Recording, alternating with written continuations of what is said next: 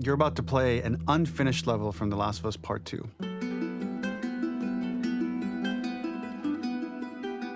The reason we added this section is there are a few sequences, and we picked the 3 of the best ones, that we cut from the game. Often we build a game that's much bigger than what ends up being the final product. They were months away from being finished, but we wanted to give you an insight of what it's like when we built a game, because often we have this whole thing constructed and it doesn't have final art or audio or dialogue. And here you get to see the building blocks of what it's like when we first string a bunch of these levels together. This is the intro to the first deleted level, and this one is the roughest of the 3. We wanted to show more of how Jackson operates. So this is the festival where Ellie ultimately kisses Dina. This sequence would have come very late in the game as a flashback sequence while you're in the farm with Dina. And we wanted to show what is the rest of Jackson doing, and wanted to put on the stick, make it interactive.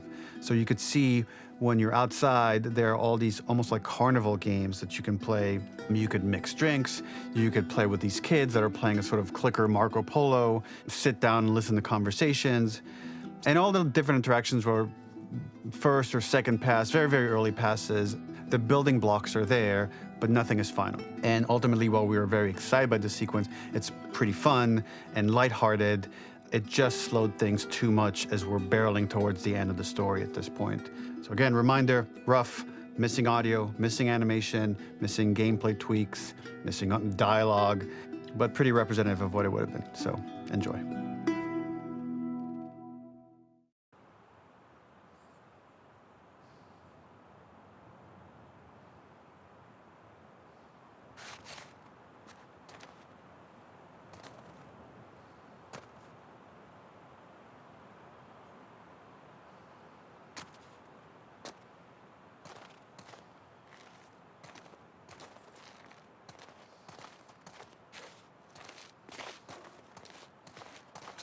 Originally, this level was going to transition us to farm. We would go all the way through to the dance, where Ellie and Dina share their first kiss. Then we would play through farm, and when Ellie plays the guitar at night, she would remember the Seth incident. So, the opening for this was a little tricky.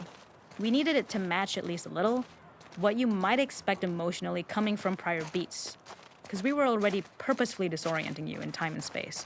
Remember, you just came from this huge fight. To jump straight into it would have been a little too jarring. After some back and forth, we rooted it in Ellie's nerves, calling back to her hands shaking in the theater. But this time, for a much more innocuous reason we'll find out later. She's nervous because she has a crush on Dina, who is the only reason why she's here at the dance.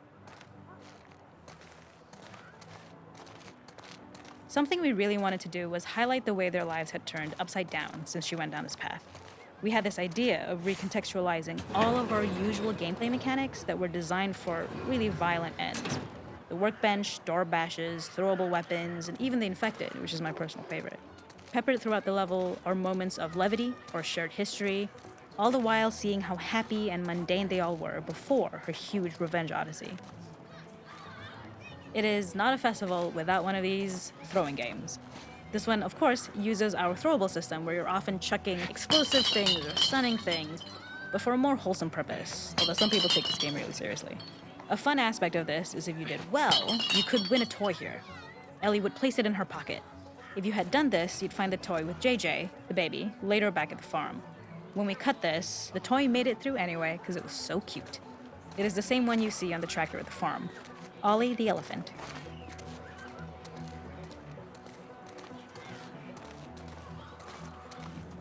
This is one of my favorite sections because I think that it achieves both the slice-of-life aspect of Jackson while also being a stark reminder of how dark the world that they live in really, really is. To attract attention and curiosity, one of the kids was supposed to make this adorable, messed up little clicker impression, and the others would giggle. We tried a version where if you got close enough, the kid might try and follow you a little before turning back. Since clickers are blind and move by echolocation, for this game of messed up tag, Ellie must close her eyes and listen for when the children give themselves away. The thought was that these kids are in relative safety. They still grow up with the dangers of clickers and runners, and all those lessons would embed themselves in the games that they play. When the festival got cut, they tried to preserve this moment and move it to the front of the game where the snowball fight is, as a tutorial. However, being in the headspace of a clicker doesn't really teach you how to deal with them. Eventually, it evolved, and they instead made the snowball fight, which was, I think, way more effective. For me, it's character illuminating that not only does Ellie know this game, she plays along. There's a familiarity with the kids that's really nice to see, especially because it's such a difference from the Ellie we see later, who has a sort of hollow normalcy that she's trying to get with JJ, but kind of fails. The makeup artist is pretty simple.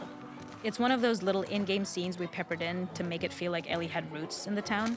Hallie, our writer, mentioned that in her mind, an ex-girlfriend of Ellie's tattooed her arm to cover up her scar. So we figured this might be the only time you get to see that. We wanted to hint at it and allude to it.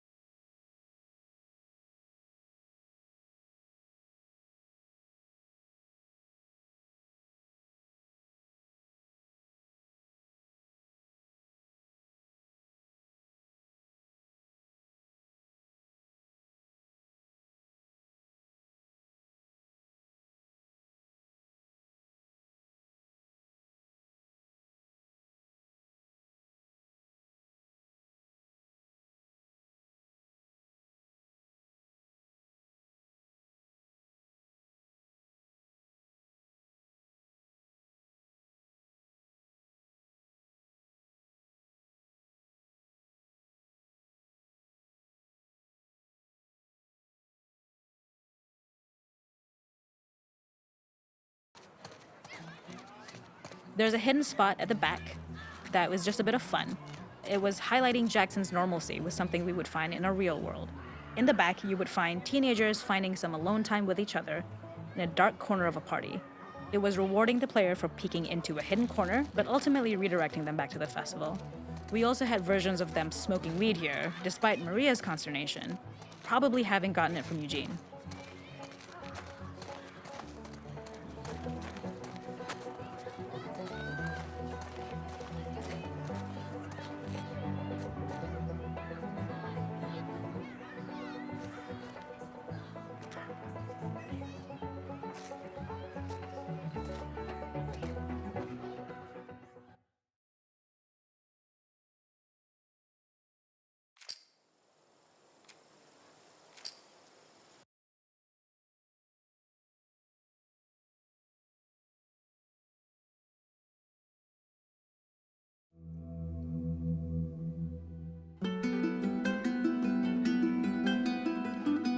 In this second deleted level, which is an extended sequence of the sewers in Seattle, this comes on the heels of where Ellie goes into a building and she survives an attack by stalkers and gets thrown out of a window and gets swept away by the current. And then we cut this section that used to be there in the final game.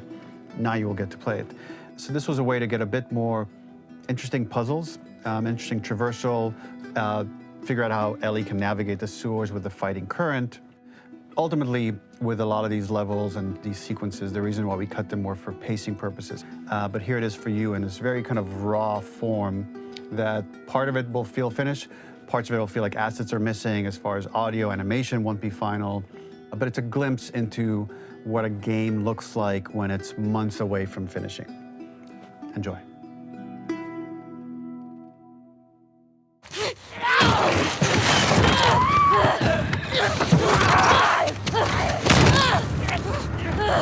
Get off of me!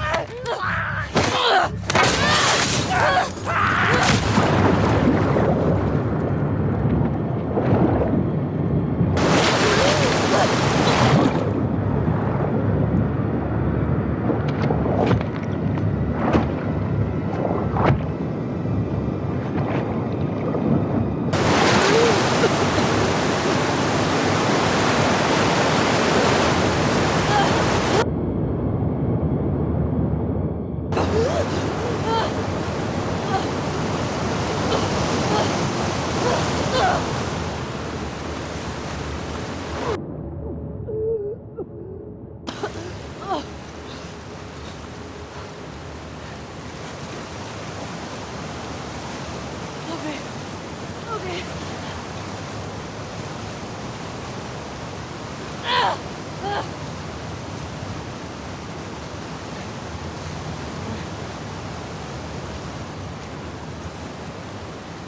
Fuck, Seattle. Okay. Where the hell am I?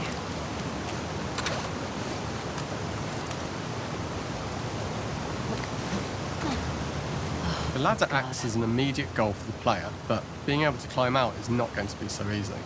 To keep levels interesting and engaging, we alternate between positive and negative values the player experiences. me. Here, it's a positive to have found a ladder, but then a negative to discover it's not the solution. But then another positive to identify the next short-term goal of the doorway. gotta By be another way alternating out. between these opposing values, we give players what they expect, but not how they expect it.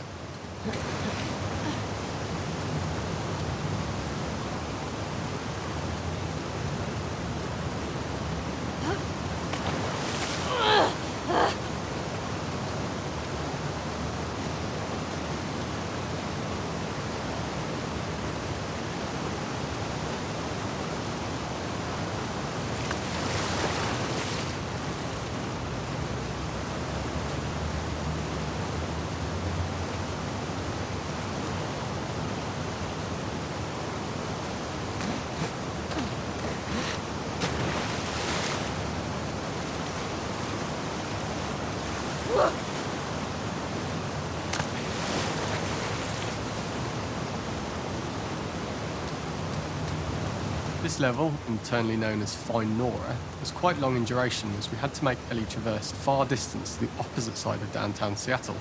The sewer section was originally longer than what we released the game with, approximately 10 minutes more. This was one of the few areas of the game that used water flow as part of a traversal puzzle. The player has to go upstream to use the current to get to the platform to reach the other side.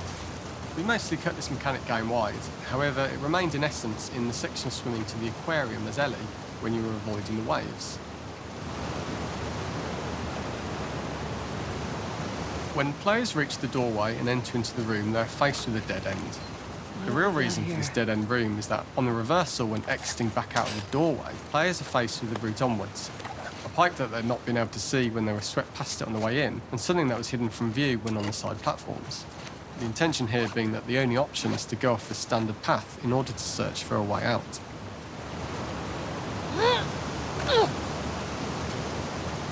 Get me the hell out of here.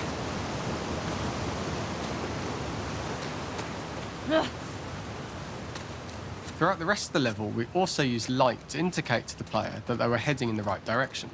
At each turn, however, we blocked the direct route forward.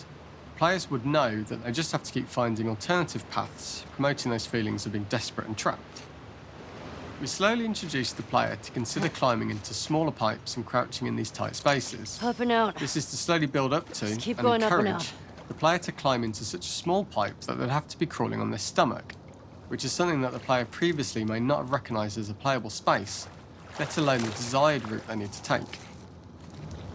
We added a tiny space just to reward the player's exploration with a pickup item, and we made sure it was something that made sense that you'd find in this area. A canister and all the garbage that had been washed into the sewers from the surface. We loved the idea of making Ellie prone through a tiny, dirty pipe in order to get out, as it was a great opportunity to use our frame shit, mechanic. Ellie. The unique camera setup was created to support crawling in these pipes, as the standard prone camera is much higher above the player. We also created custom collision in order for Ellie to manoeuvre in these tight spaces easily. Initially, the oblong collision capsule around her character caused issues crawling around corners. We put extra effort into the custom corner collision, so the movement experience is as smooth as the main game. In order for the player to feel cramped, claustrophobic and desperate, we'd been enforcing the traversal mechanics that allow for a tight environment which promote these feelings. We introduced the use of the squeeze through so that we can keep the player feeling enclosed and tight, but without repeating the same geometry. Here we change from low ceilings with wider walls to high ceilings and tight walls to change up the spatial pacing and keep the level from repeating Shit, itself. place to die.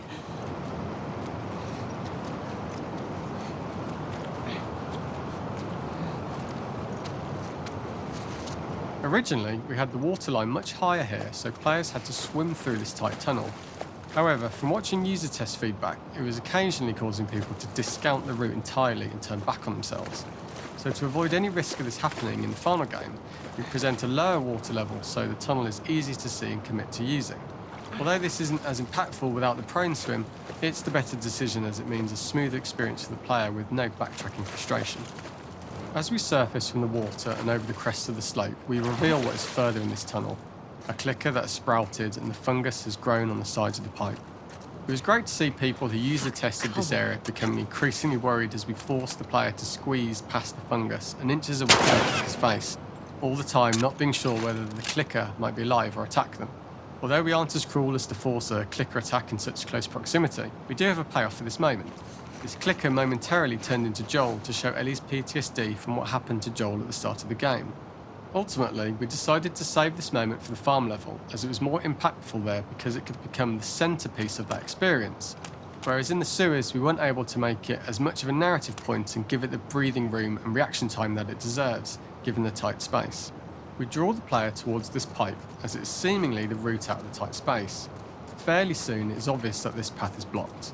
If the player goes all the way up to the bars that block the path, they are rewarded with a pickup, so this journey doesn't feel wasted. It is important to encourage the player to try to progress along this path so that they would subtly be thinking of progress in this direction. We hint to the player that there is a bigger, new space beyond this pipe by showing the player the waterfall. This helps players consider the other route where they don't know how far the tunnel is or whether they'd make it.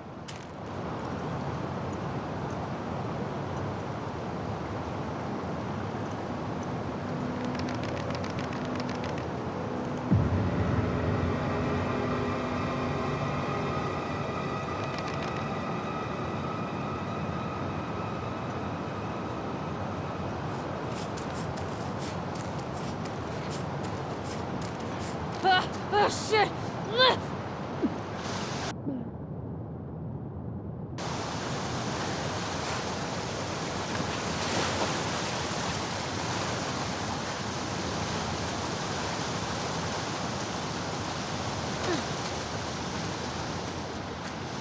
For the final section, we eventually opened you out into a wider area as you traverse through such tight spaces leading up to this. So changing the environmental pacing makes it begin to feel like we're coming to the end of Ellie's ordeal. An earlier iteration used the current that we'd shown at the start for a slightly tougher traversal puzzle to conclude the sewers. The ladder was clearly visible from most of the area, but the player was faced with a fast-flowing torrent of water they couldn't cross. If the player attempted to jump into the water, they were not able to swim across the ladder due to the water's speed, but instead they had to traverse the pipe running along the top of the space in order to get across the water.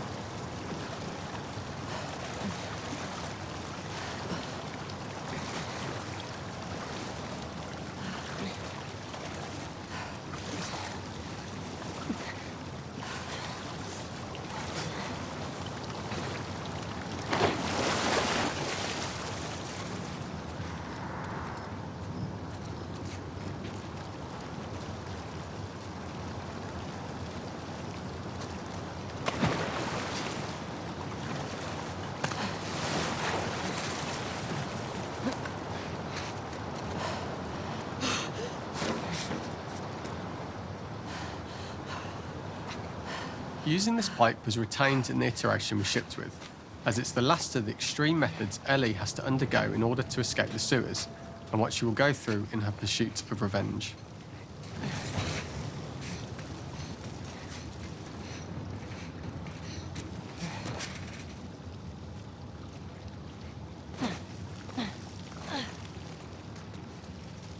The last ladder climb is quite lengthy, and although we could have trimmed it down to a shorter climb, we liked how this last segment of the journey built anticipation for whether there was success at the top or not after all you've been through.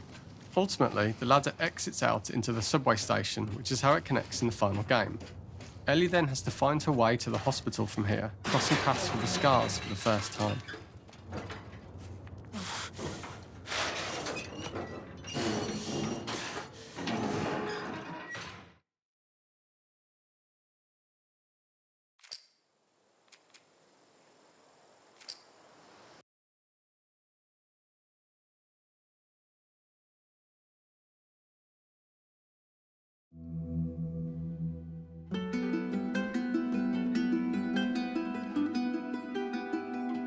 For this third and final deleted level, what we call the boar hunt sequence, this was a sequence pretty late in the game. It was right after the whole Seattle Abby sequence where Abby spares Ellie. And then we wanted to come back into Ellie's story, but keep it a bit mysterious of how much time has passed, where is Ellie now? So we're coming in on Ellie, and she's following a trail of blood. And we wanted to mirror, in a way, the deer hunt sequence from the first game, but this time do it with a boar. And there's something with Ellie that now she can't let go of this violence. She's pursuing it, even against this innocent animal. This was another opportunity to show how the violence that Ellie has experienced, the violence that she witnessed being afflicted onto Joel, is still sticking with her, and she's still experiencing these PTSD moments. This was a sequence that was pretty far along and was cut pretty late in production. Parts of it are still really rough, but the gameplay, the building blocks were all there. I think you'll have fun to see, like, again, a rough, unfinished sequence that you can play. You can see all the way to the end, and including a cinematic that we end up cutting. And the remnants of the sequence ended up being mentioned in Ellie's journal. So this part of the story that we developed still made its way into the game as kind of optional stuff that you could read about, but here you get to experience it. So as a reminder, this is pretty rough, months away from being finished, but you get to see it now.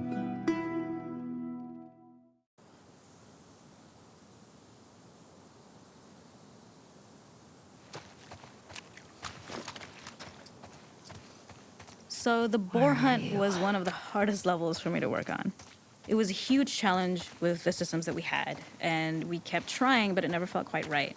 Originally, the level happened after the Jackson Festival, which also got cut, but before Farm.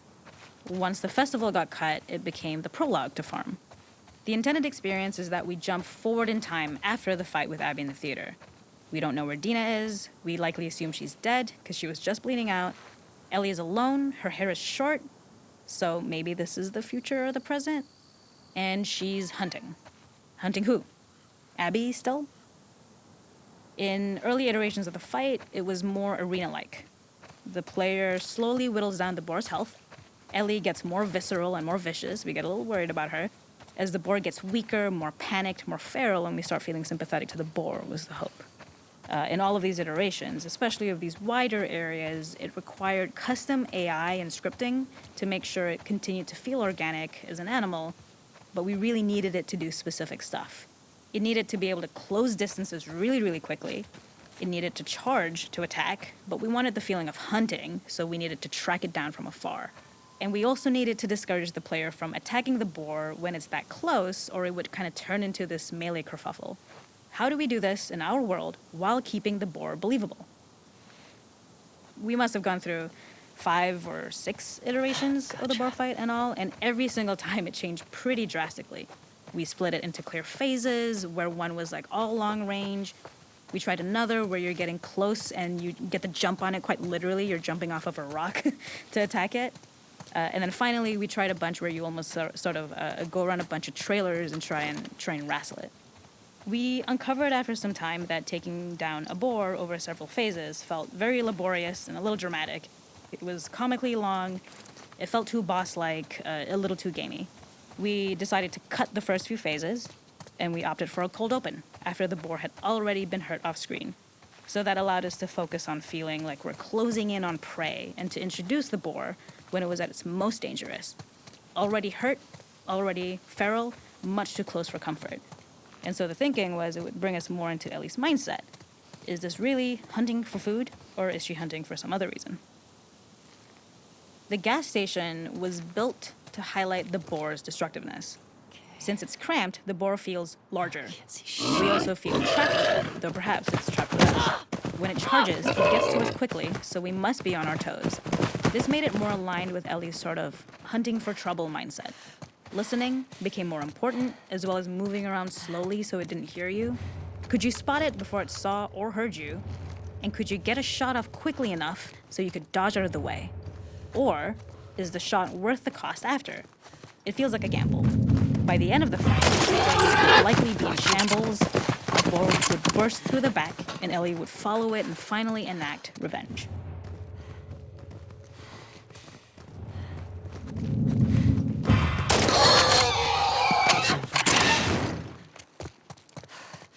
Nowhere to run.